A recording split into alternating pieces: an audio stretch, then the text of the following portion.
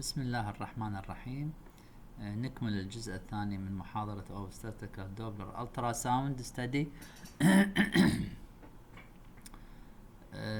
ونبتدأ من حيث انتهينا. We are talking about uteroplacental circulation when there is decrease or insufficiency of uteroplacental circulation. هذا راح يؤدينا إلى fetal hypoxia and acidosis و reflex redistribution of the fetal cardiac output to preserve the good blood supply to the vital organs. يعني الطفل راح يزيد راح يزيد ال blood supply to the brain, heart, adrenal and decrease the blood supply or blood flow to the kidneys, lung, gut, liver, body collagen. Decrease the blood supply to the kidney lead to oligohydramnios and decrease the blood supply to the kidney lead to respiratory distress syndrome. ومن يقل البلاد سبلاي للليفر مصل يؤدينا الى الانترايوتراين جروث ريتارديشن. هذا راح نسميه organ sparing effect. الهارت and the brain sparing acts with venous and arterial redistribution. Both of these organs derive their blood supply from left ventricle. Vasodilatation at the organ level acts synergistically to increase organ blood flow. يعني احنا الطفل حتى يحافظ على الجود بلاد فلو to the brain, to the heart, to the راح يسوي لنا vasodilatation of the cerebral arteries.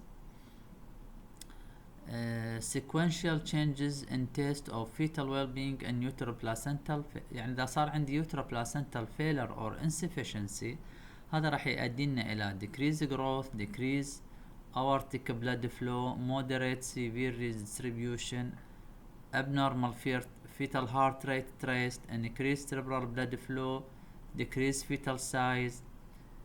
كل هاي التشينجز نتيجة insufficiency of uteroplacental circulation. تمام. موضوع المحاضرة الرئيسي Doppler vessel to be studied.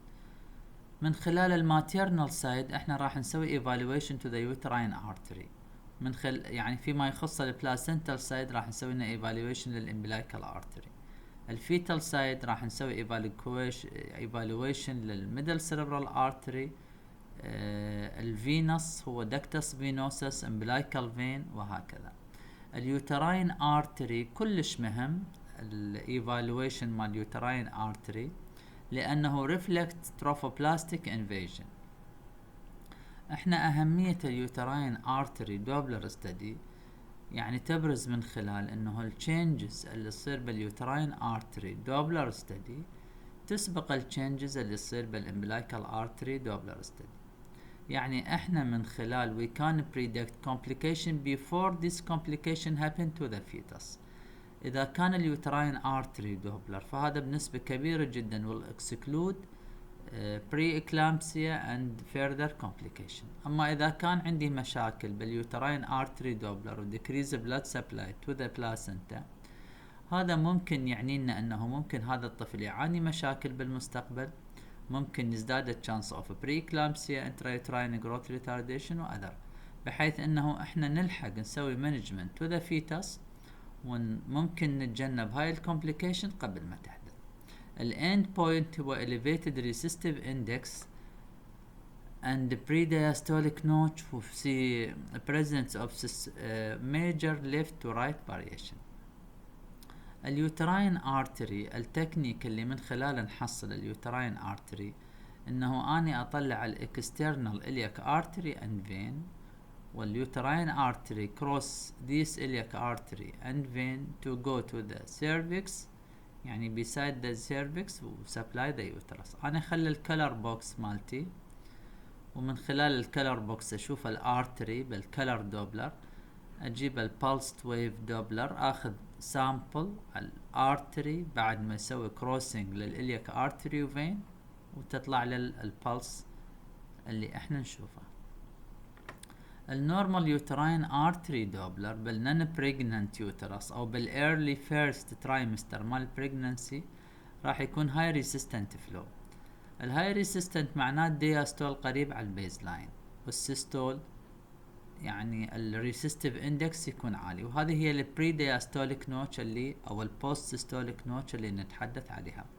هذا الشكل مال البالس ويف يكون موجود اما بالايرلي فيرست ترايمستر او للنن بريجننت يوترس. من يتقدم البريجننسي ويصير عندي فازو دايليتيشن بالسبايرال ارتريز وتقل البريفرال ريسيستنس ويزداد البلاد سبلاي تو ذا بلاسنتا، راح يبدي عندي نكريزال دياستوليك فلو. هاي النورمال بالس اللي ممكن تكون بالليت سكند او الثيرد ترايمستر، بحيث يكون عند الدياستول بعيد عن البيز لاين، معناه البريفرال ريسيستنس قليله فيزيد البلد فلو. الار اي يبدي ينزل عندي والبي اي يبدي ينزل عندي. تمام. اذا اني ممكن انه هذا يكون نورمال يوتراين ارتري دوبلر بالليت سكند ترايمستر والثيرد ترايمستر، ويكون عندي لو ريسيستيف اندكس هاي دياستوليك فلو.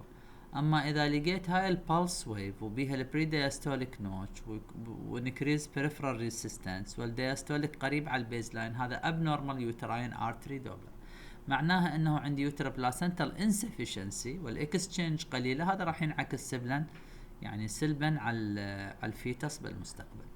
دول هم السبايرال ارتريز اللي نتحدث عنهم. دول السبايرال ارتريز اللي عادة يكون الريسيستنت مالتهم عالية، ولكن كل ما يتقدم البريجنانسي كل ما يزداد الدايليتيشن مال دول السبايرال ارتريز، كل ما تقل الريسيستنت، كل ما يزداد البلاد سبلاي، كل ما تتحول البلس ويف مال الامبلايكال يوتراين ارتري باتجاه الهاي دياستوليك فلو ولو ريسيستنت. يعني هذا النورمال امبيدنس تو فلو ان ذا يوتراين ارتري ان ذا فيرست ترايمستر، ويكون الدياستول قريب على البيز لاين وانكريز ريسيستنت وبريزنت اوبنر. كل ما يتقدم الحمل يزداد الدياستوليك فلو وتبدي تختفي النوتش. من نوصل ل 23 weeks of gestation the notch should be disappeared. Presence of the notch وحدها after 23 weeks indicate there is a problem and uteroplacental insufficiency.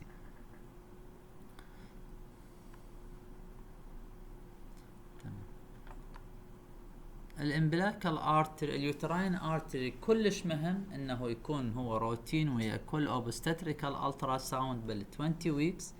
يعني بنفس الوقت اللي اني اسوي بيه انومالي سكان بال 20 ويكس اقدر يعني بذاك الوقت انه ابدي اسوي سيرشنج لليوتراين ارتري دوبلر. واحنا عندنا شارتات موجوده حتى بالالترا ساوند ماشين ممكن نطلع لك النورمال رينج والابنورمال رينج. وكل ما يتقدم الجستيشنال ايج كل ما تقل الريسيستنت وكل ما يزداد الدياستوليك فلو ويقل الار اي. فاذا اذا كان ابنورمال ريدنج لليوتراين ارتري دوبلر، هذا يعني انه المريض يحتاج كلوزد فلو اب وفريكوينت دوبلر الترا ساوند تو ايفالويت ذا كومبليكيشنز. النكست ستيب بعد اليوتراين ارتري احنا راح نبدا نقيم الامبلايكال ارتري دوبلر. تكنيكال الامبلايكال ارتري دوبلر يعني ايزير انه انت يعني تخلي عليه الكلر بوكس وتاخذ بلس لانه فلوتينج ان امنيوتيك ممبرين، سواء كان عند الفيتال سايت او البلاسنتال سايت نو بيج ديفرنس. يعني المهم تاخذ فلوتينج لوب وكلش كلير وواضح الك، تخلي عليه الكلر بوكس، تخلي السامبل مال بلس ويف دوبلر وتسوي السامبلينج اللي انت تاخذه، وراح تبدي يعني ناخذ الريدنج. الاند بوينت ابسنس اور نو diastolic flow reverse، هذا الباد بروجنوسيس. يعني احنا النورمال ويف فورم بالامبلايكال ارتري دوبلر يكون يعني لو ريسيستنت هاي diastolic flow، لو ريسيستنت هاي diastolic flow. هذا هو النورمال راح يكون. الامبلايكال ارتري راح يكون بهاي الصورة، عندنا 2 arteries 1 vein. خلى البالست ويف للارتري راح يطلع لي انه طبعا النورمال ريز ار اي يكون less than 0.7، اذا كان اعلى من 0.7 معناه increased. umbilical artery flow, what does it tell us? Umbilical artery first sign of hypoxia and increased and growth retardation. اذا لو زاد الريسيستيف اندكس of the umbilical artery راح يكون first sign of hypoxia and growth retardation. إذن اليوتروبلاسنتال